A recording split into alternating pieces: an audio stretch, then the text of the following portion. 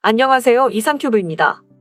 우리 군이 최근 국산 유도 로켓과 대포병 탐지 레이더를 혼용한 시험평가 훈련을 실시한 것으로 확인되고 있습니다.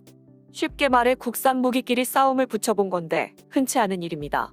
이유는 북한 장사정포와 방사포에 대한 대응 수준을 점검하기 위해서였습니다. 우리 군은 북한의 장거리 로켓 기술이 날로 진화해 하루빨리 정밀 탐지 능력을 구비해야 할 필요성을 느껴 이번 훈련을 실시했습니다.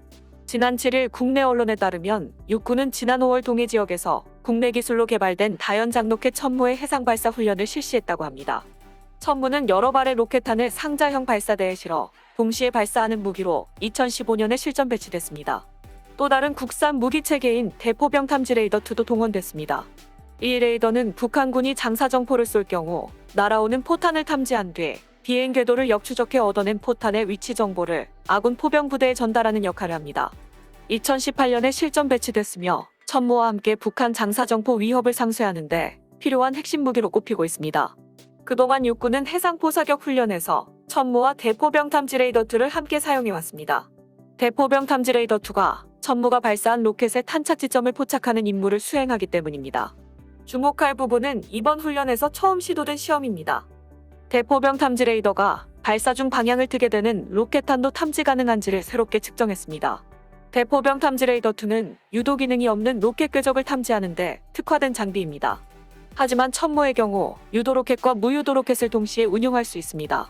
군 소식통은 천무는 로켓탄이 낙하하는 종말 단계에서 방향을 바꿀 수 있다면서 5월 훈련에서 국산 무기가 유도 기능을 갖춘 적군 로켓을 어느 정도 탐지할 수 있는가를 살펴본 것이라고 설명했습니다.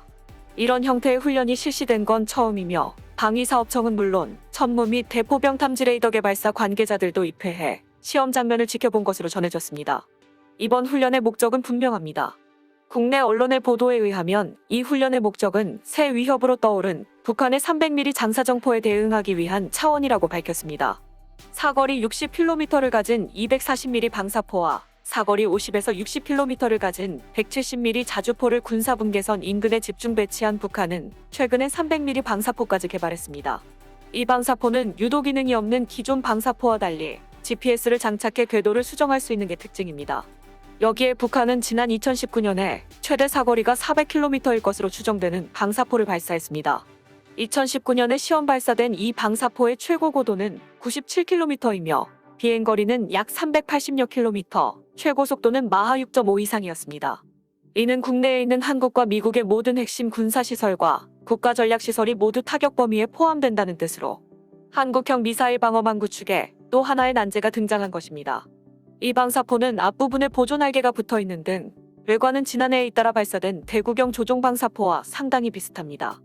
이동식 미사일 발사대에 탑재된 대구경 조종 방사포의 구경은 400mm 이상으로 추정되며 발사관은 216개로 관측되고 있습니다.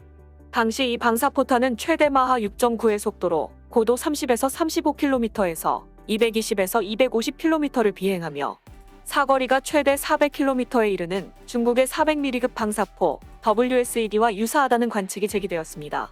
요약하자면 육군은 이번 훈련에서 천무 로켓탄을 북한의 GPS가 달린 방사포탄으로 상정하고 대포병 탐지 레이더 2가 이를 알아챌 수 있는지를 테스트해본 셈입니다.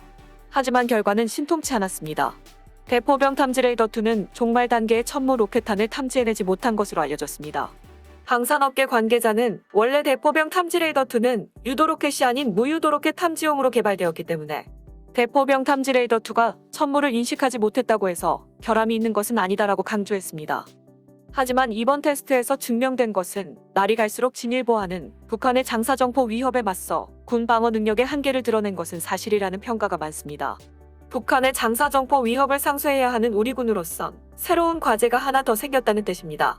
방사청 관계자는 두 무기 체계를 활용한 훈련이 있었지만 결과에 대해서는 군 훈련 내용이기 때문에 확인해줄 수 없다며 말을 아꼈다고 합니다. 대포병 탐지 레이더는 1980년대에 영국제 대포병 탐지 레이더를 시작으로 미제 TPQ-36도 소량 들여와 운용했습니다. 이후 1994년 3월에 있었던 북한의 서울 불바다 발언 이후 북한의 장사정포 위협이 대두되면서 TPQ-36 10여 대와 TPQ-37 5대를 들여오게 됩니다. 여기에 더해 2009년부터는 스웨덴 사브사의 아서케이 대포병 탐지 레이더 6대를 추가로 도입했습니다. 하지만 외산 대포병 탐지 레이더는 운용 유지 비용이 많이 들었고 우리 전장 환경에 일부 부적합한 측면이 있었습니다. 이 때문에 국산 대포병 탐지 레이더 개발을 본격화하여 2017년에 드디어 국내 기술로 국산 대포병 탐지 레이더를 개발하는 데 성공했습니다.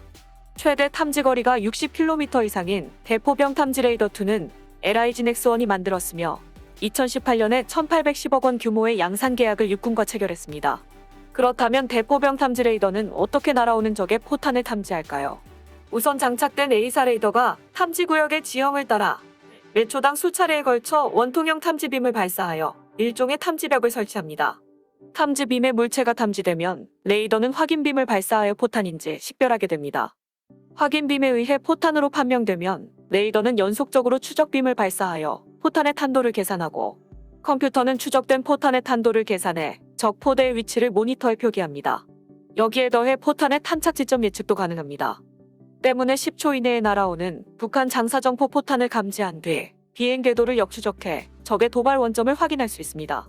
현재 한국군이 사용 중인 스웨덴산 아서케이보다 탐지 거리는 1.5배 이상 길어졌고 한국의 기후에 맞게 설계돼 악천후 속에도 최대 18시간 연속 기동이 가능하며 두 대를 교대로 운용할 경우 365일 지속적인 작전이 가능합니다. 한국군의 기존 대포병 탐지 레이더인 스웨덴산 아서케이는 탐지 거리가 약 40km이지만 대포병 탐지 레이더 2는 60km를 넘어 적진 깊숙한 곳까지 샅샅이 훑을 수 있습니다. 연속 운용 시간도 아서케이보다 2시간 이상 길어졌습니다. 여기에 대포병 탐지 레이더 2의 안테나는 능동 위상 배열 A사 방식으로 수동 위상 배열 폐사 방식인 아서케이보다 동시 표적 처리 능력이 월등히 뛰어납니다. 수동 위상 배열 레이더를 제대로 가동시키려면 상당한 예열 시간이 필요하며 운영 프로그램 작동 과정까지 포함하면 전체적인 준비 시간은 대략 수십 분 가까이 소요되지만 위상 배열 방식의 대포병 탐지 레이더 2는 작동 과정에서의 시간을 절약할 수 있습니다. 또한 700도에서도 견딜 수 있는 질화갈륨 소자를 사용해 안정성이 높은 전력을 인가할 수 있습니다. 여기에 대포병 탐지 레이더 2는 국산 화율이 95%에 달해 고장이 날 경우 수리를 포함한 군수 지원을 원활하게 할 수 있어 작전 공백을 최소화할 수 있습니다. 2022년까지 양산돼 국산 대포병 탐지 레이더 2는 수도권을 위협하는 북한의 장사정포를 무력화시키기 위한 아군의 대화력전 수행체계의 핵심 장비로 전방에 위치한 육군 군단 포병부대에 집중 전력화되고 있습니다. 하지만 이러한 성능에도 불구하고 대포병 탐지 레이더 2는 종말 단계의 천무 로켓탄을 탐지하지 못했으며 이런 결과면 북한의 최신의 장사정포도 탐지할 수 없다는 결론이 나옵니다.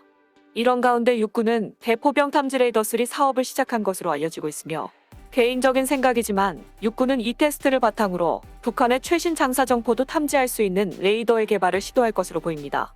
천무를 북한의 장사정포를 상정하고 실시한 대포병 탐지 레이더 2 탐지 테스트에서 과제를 안게 된 육군이 대포병 탐지 레이더 3 사업에서는 이를 만회할 수 있을지 주목됩니다.